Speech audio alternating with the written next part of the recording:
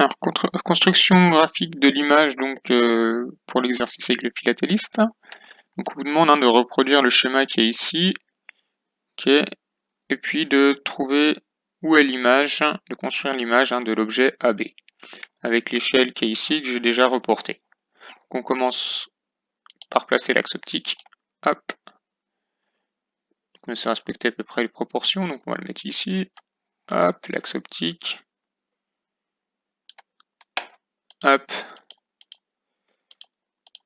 et hop. Donc je fais assez épais pour que vous voyez, que ce soit assez contrasté, mais essayez de travailler un filament et au crayon à papier toujours. La lentille convergente à peu près au centre de l'écran. Donc ici, double flèche. Il en fait d'une hauteur de 4 cm, donc je vais essayer de respecter. Hop, alors, vous verrez ça. Hop. Donc convergente, donc avec les deux pointes ici vers l'extérieur. Ok, 3 cm et demi, comme ça tient. On fait bien attention à ce que l'axe optique coupe la lentille en son milieu, d'accord, et perpendiculairement, donc ça c'est facile. En gros, à l'axe optique, eh bien la médiatrice de la lentille. Tac, tac, et en noir. Le centre optique haut, d'accord, ici, hop, pour l'intersection entre la lentille et l'axe optique. Et le deuxième point, c'est de placer les foyers, d'accord. Donc ici, on a une lentille avec 5 carreaux, dont la distance focale est de 15 cm. Puisque 1 cm, c'est 3 cm horizontalement. Et puis verticalement, vous avez vu, c'est une échelle 1 pour 1. On a le droit de faire des échelles différentes verticalement et horizontalement. Ça ne changera pas la construction. Hop. Donc ici, on va placer donc F'. Allez, petit effort. Donc le foyer image F'. Hop. Tac, tac. Donc à 5 carreaux. 1, 2, 3, 4, 5. Il est là. Puis ils sont symétriques. Le foyer objet. 15 cm avant la lentille. Donc 1, 2, 3, 4, 5. Ici. Ok. Et enfin, la dernière chose à placer, c'est l'objet AB. Donc 3 cm sur le papier avant la lentille. 9 cm en vrai. Donc XA c'est moins 9. Et puis on voit qu'on monte de 1,2 cm. Hop, donc on est parti ici. 1, 2, 3. Et on monte de 1,2. Une flèche un peu plus jolie. Tac, tac, tac, tac, tac, tac.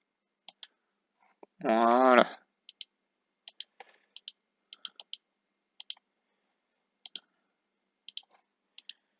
Ok. Et on va pouvoir faire le tracé. Donc je vais virer ça, j'en ai plus besoin. Donc on va tracer ici, juste, j'ai oublié de nommer l'axe optique. Hop. Donc on nomme l'axe optique et on nomme aussi l'objet, pour rien oublier. Donc on a dit AB avec A qui est toujours sur l'axe optique.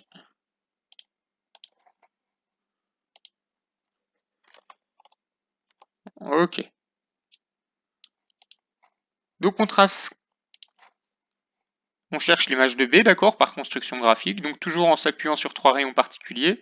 Premier rayon, celui qui passe par le centre optique et par B, qui n'est pas dévié. Hop. Deuxième rayon, celui qui passe par B et qui est parallèle à l'axe optique. Celui-ci, on sait qu'il doit ressortir en passant par le foyer image F'. Hop.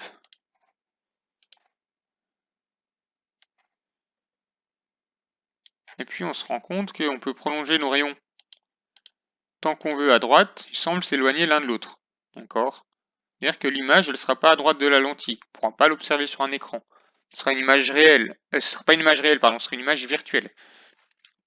Alors, où est-ce qu'elle est cette image? En fait, il va falloir prolonger ces deux rayons pour chercher où est-ce que ça se croise. Donc on y va, on reprend ce rayon-là, et puis lui, on va le prolonger. Alors, le prolongement, je vais essayer de le faire en pointillé. Hop. Est-ce que je peux faire ça? Il faut bien qu'il soit superposé.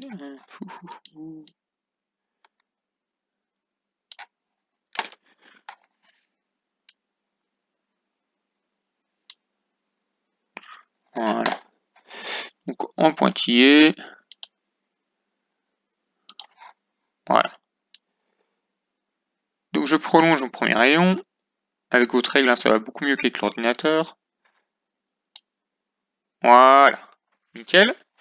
Je vais prolonger le deuxième rayon de la même manière. Ok, donc je pars d'ici. Je prolonge.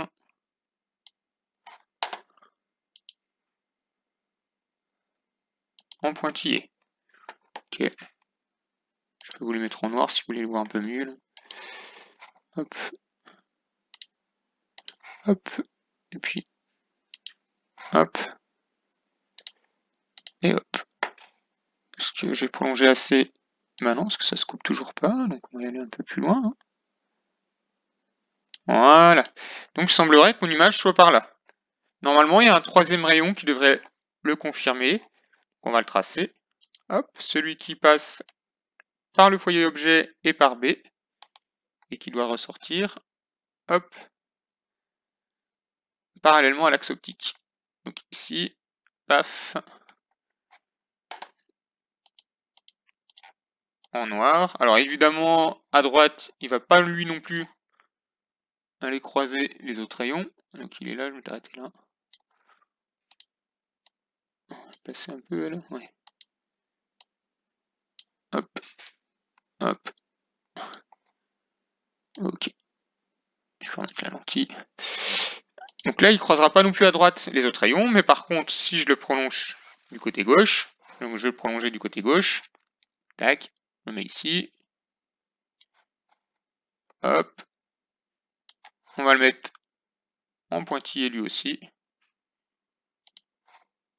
et en noir. Il va couper les deux autres exactement au même endroit, c'est-à-dire que l'image de B, elle est ici. Et pour obtenir l'image de A, on projette orthogonalement sur l'axe optique, et on trouve où est l'image. Donc ici, tac, donc je vais faire une flèche cette fois-ci, comme ceci, ouais. Hop. Voilà, vous avez l'image qui est là.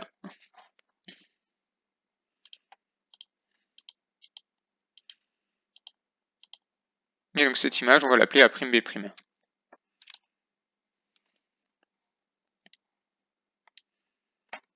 Donc B' au-dessus.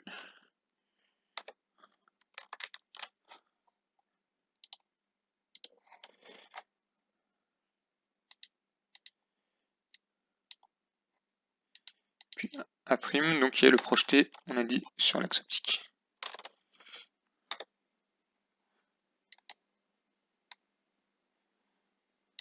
Ok, et donc cette image, on peut faire les mesures hein, graphiquement. Donc 1, 2, 3, 4, 5, 6, 7 carreaux et 8 petits carreaux. D'accord. 7 carreaux et 8 petits carreaux. Donc 7,8 carreaux. Hop, ici.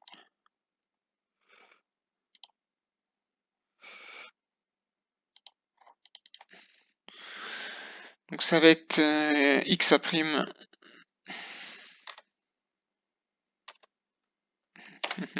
X'A'.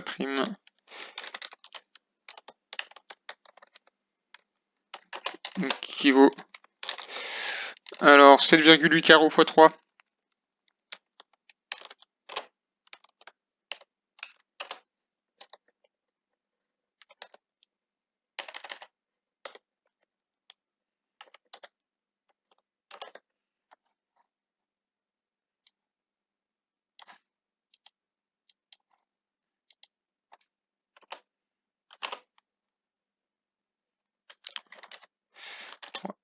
cm. Ok, donc ça va me faire...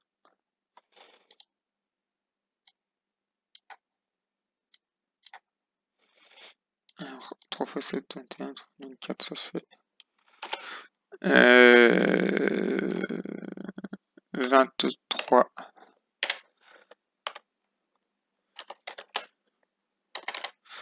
cm.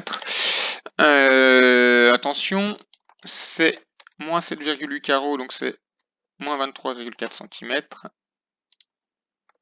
Et puis, si je prends la taille de l'image, donc 1, 2, 3, 3,1 carreaux. Donc cette fois-ci, c'est Y de B'.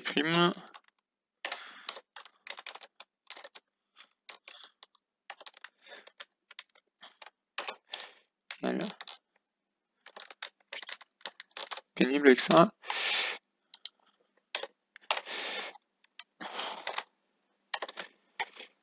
Égal, donc on a dit 3,1 fois 1 carreau, donc 3,1 cm directement.